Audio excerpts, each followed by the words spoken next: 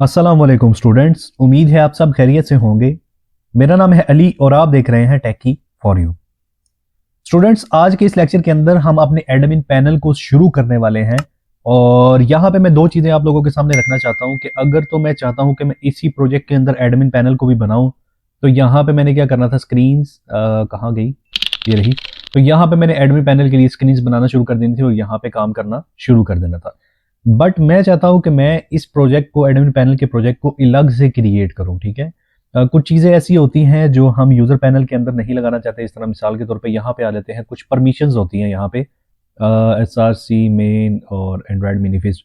तो यहाँ पे ना हम कुछ परमिशंस लगाते हैं, वो भी मैं इंशाल्लाह आपको बताऊंगा कि हम कैसे लगाते हैं। कोई चीज़ रीड करनी हो तो उसकी परमिशन कैसे लगाते हैं, कोई राइट करनी है तो कैसे लगाते हैं।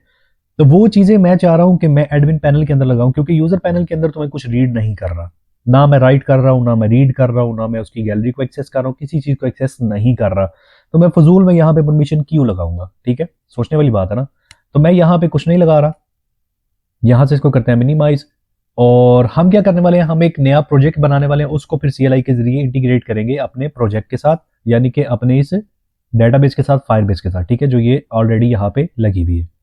अब यहाँ पे चलते हैं प्रोजेक्ट ओवरव्यू के ऊपर और यहां से हमने करना है प्लस और यहां पे आ जाना है फ्लटर के ऊपर। ठीक है, अब ये चीजें मैं ऑलरेडी आपको बता चुका हूं। अगर आपने ये नहीं देखी कि CLI से कैसे इसको इंटीग्रेट करते हैं, तो ऊपर आई बटन पे आपको लिंक मिल जाएगा या नीचे डिस्क्रिप्शन में मिल जाएगा, आप जाके देख सकते हैं, आपको पता चल जाएगा कि हम इसको कैसे इंटीग्रेट कर सकते हैं। तो यहां से मैं करता हूं इसको नेक्स्ट। अब ये जो दो कमांड है ना, ये हमने लगानी है अपने प्रोजेक्ट के अंदर। और सबसे पहले तो मुझे क्या करना पड़ेगा, मुझे यहाँ पे नया प्रोजेक्ट क्रिएट करना पड़ेगा। तो मैं क्या करता हूँ, यहाँ पे जनाब मेरी न्यू प्रोजेक्ट क्रिएट करता हूँ, एप्लीकेशन है, और तो यहाँ से इस फोल्डर को सिलेक्ट करते हैं और यहाँ से इसका नाम रख देता हूँ मैं एडमिन पैनल। और ये नाम हम बाद में भी चेंज कर सकते हैं। मैं एंटर कर देता हूँ। जब तक ये क्रिएट हो रहा है तो मैं चलता हूँ अपनी CLI के पास, और CLI में मेरी कोई और ईमेल ऑलरेडी लगी हुई है, तो मैं क्या करता हूँ, यहाँ से इसको हटा देता हूँ, फायरबेस लॉग आउट। और मैं यहाँ से अपनी दूसरी ईमेल से लॉगिन करना चाह रहा हूँ। ठीक है, तो इसीलिए मैंने यहाँ से इस ईमेल को लॉग आउट किया ताकि मैं अपनी नई ईमेल से लॉगिन करूँ जिसके ऊपर मैंने अपनी डेटाबेस को बनाया हुआ है।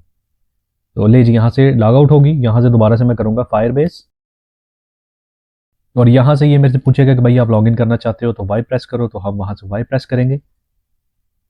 वाई मैंने प्रेस किया और ये ऑटोमेटिकली मुझे उस ब्राउज़र के अंदर ले आया, बट मैं यहाँ से नहीं आना चाह रहा। मैं क्या करता हूँ, यहाँ से इसका लिंक कॉपी कर लेता हूँ।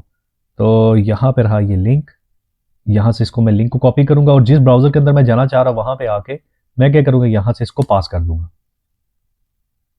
अब ये देखिए, यहाँ पे भी मेरे पास वही चीज़ आई। मैं यहाँ से इसी के ऊपर लॉगिन इसको कर दूंगा, इसको बोलूंगा कि भाई ओके मैं इसी के साथ लॉगिन करना चाह रहा हूँ, तो आप इसको एक्सेप्ट कर लो। यहाँ से हम करेंगे अलाउ,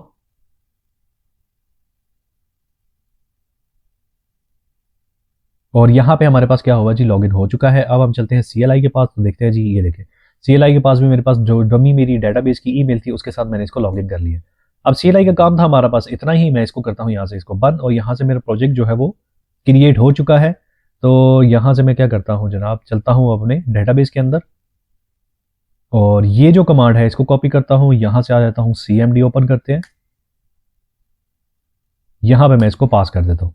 अब ये थोड़ा सा टाइम लेगा और जितने भी इसको रिक्वायर्ड डिपेंडेंसीज वगैरह हैं, पैकेजेस वगैरह हैं या प्लगइन्स वगैरह हैं, तो वो ये इनको ऑटोमेटिकली इंस्टॉल करेगा। इसके बाद मुझे ये ओके का बता देगा कि भाई आपका ओके हो गया सिस्टम, आगे चलो। ठीक है, तो यहाँ पे ये थोड़ा सा टाइम ले रहा है, ये जब तक होता है तो फिर मिलते हैं।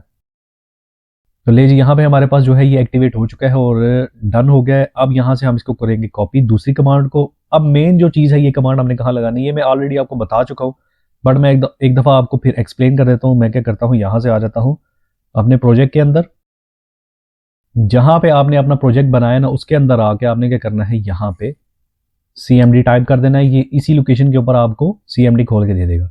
अब जो दूसरी कमांड हमने कॉपी की थी सेम टू सेम यहाँ से पास कर देंगे इसको, और ये ऑटोमेटिकली यहाँ से हमसे पूछ लेगा कि भाई आप कौन कौन सा जो है लॉगिन करना चाह रहे हो, यानी कि इंस्टॉल करना चाह रहे हो फायरबेस को, एंड्रॉयड के लिए, iOS के लिए, मैक OS के लिए, वेब के लिए। तो आप जिसको सेलेक्ट करना चाहते हैं आप उसको सेलेक्ट करें। मैं सारों को सेलेक्ट कर रहा हूँ, ओके किया मैंने। अब ये थोड़ा सा टाइम लेगा और सबको जो है इंटीग्रेट करके मुझे यहाँ से दे देगा।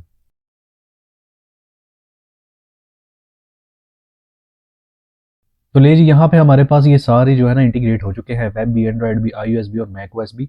और हम इसको कर देते हैं बंद, हमें इसकी ज़रूरत नहीं है, इसको भी कर देते हैं बंद। ठीक है, अब आ जाते हैं अपने VS कोड में, और यहाँ पे ये देखिए फायरबेस ऑप्शंस की एक फाइल बन गई है। लास्ट टाइम एक स्टूडेंट ने सवाल किया था कि ये फायरबेस ऑप्शन की फाइल कैसे जनरेट होती है। तो जैसे ही आप CLI के साथ इसको इंटीग्रेट करते हो ना, तो आपके पास यहाँ पे फायरबेस ऑप्शन की फाइल ऑटोमेटिकली जनरेट हो जाती है। अब इसको लगाने के लिए हमें क्या करना पड़ेगा, यहाँ पे चलते हैं जनाब नेक्स्ट, यहाँ से करते हैं इसको नेक्स्ट, और यहाँ पे ये जो कमांड है हमने इसको कॉपी करना है, कोड है जितना भी, और इसको बंद कर देंगे। फायरबेस ऑप्शन को मेन की फाइल में आएंगे, और हमने कहाँ लगाना है जनाब, रन ऐप, और ये रहा। यहाँ पे हमने लगाना है पहले, सबसे पहले widgets Flutter binding dot ensure initialised, और इसके बाद हमने इसको पास करना है। अब यहाँ पे हमें एसिंक मार्क करना पड़ेगा क्योंकि हम वेट करवा रहे हैं।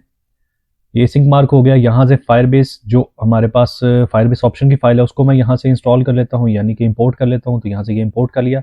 अब ये जो फायरबेस का मेरे पास एरर आ रहा है, इसको सॉल्व करने के लिए मुझे क्या करना पड़ेगा, फायरबेस ऑप्शन फायरबेस कोर पे जाना पड़ेगा, वो जो हमारे पास है उसको लेना पड़ेगा। तो यहाँ से चलते हैं पबडेव के ऊपर। तो यहाँ पे ये पैकेज भी हमारे पास लग चुका है। ठीक है, इसको हम इंपोर्ट कर लेते हैं सिंपल, और ये रहा डन। इसके अलावा आपने कुछ नहीं करना। अब जो मेन चीज़ है, ये कोड हम कैसे सेट करेंगे, तो इसको जो है हम सेम टू सेम वैसे ही करेंगे जैसे ये हमारे पास कोड पड़ा हुआ है हमारे पास ई-कॉमर्स का। ठीक है, ये इजी शॉपिंग के नाम से हमने गिटहब के ऊपर जो रिपोजिटरी बनाई है, मैं सेम टू सेम जितने भी हमारे पास यहाँ पे पैकेजेस लगे हुए हैं, मैं यहाँ से कॉपी पेस्ट करूंगा, वहां पे इंस्टॉल करूंगा। जितने हमारे पास यहाँ पे यूटिल्स के अंदर कॉन्स्टेंट बने हुए हैं या मैनेज कीबोर्ड बना हुआ है, जो भी बना हुआ है, मैं same to same copy paste करूंगा अपने एडमिन पैनल के अंदर। और आपने भी ये सारा कुछ कर लेना है। मैं इंशाल्लाह जब नेक्स्ट वीडियो में मिलूंगा तो ये सारा कुछ मैं करके आऊंगा। ठीक है, ताकि हमारा टाइम वेस्ट ना हो। तो यहाँ पे हम करते हैं लेक्चर को एंड, और इंशाल्लाह मिलते हैं अगली वीडियो के अंदर।